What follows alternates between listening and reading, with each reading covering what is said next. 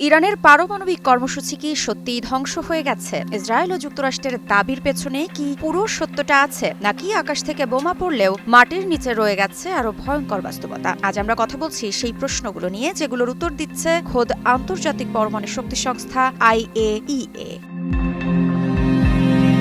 Israel ও যুক্তরাষ্ট্রের সামরিক হামলার পরও ইরানের কাছে থাকা উচ্চ সমৃদ্ধ ইউরেনিয়ামের বেশিরভাগ অংশই অক্ষত রয়েছে। এই বিস্ফোরক তথ্যটি দিয়েছেন আন্তর্জাতিক পরমাণু শক্তি সংস্থার মহাপরিচালক রাফায়েল গ্রোসি।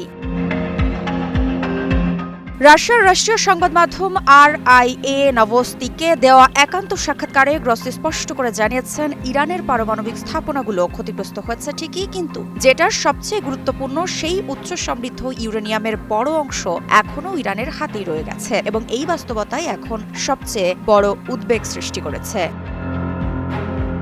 তাহলে প্রশ্ন আসে, যদি ইরানের পারমাণবিক স্থাপনাগুলোতে হামলা হয়ে থাকে তাহলে ইউরেনিয়াম গেল কোথায়? এর উত্তরে গ্রোসি জানিয়েছেন, ইরানের পারমাণবিক কর্মসূচি কোনো একটি বা দুটি স্থাপনার মধ্যে সীমাবদ্ধ নয়। যুক্তরাষ্ট্র যেসব 3টি স্থাপনাকে লক্ষ্যবস্তু বানিয়েছিল সেগুলো গুরুত্বপূর্ণ ঠিকই, কিন্তু পুরো কর্মসূচির প্রতিনিধিত্ব করে না। ইরানের রয়েছে উন্নত গবেষণা ও উন্নয়ন সক্ষমতা, দেশ জুড়ে ছড়িয়ে থাকা একাধিক পারমাণবিক অবকাঠামো, এমনকি সচল পারমাণবিক বিদ্যুৎ কেন্দ্র, এবং রাশিয়ার সহায়তায় আরও নতুন বিদ্যুৎ কেন্দ্র নির্মাণের পরিকল্পনাও চলছে।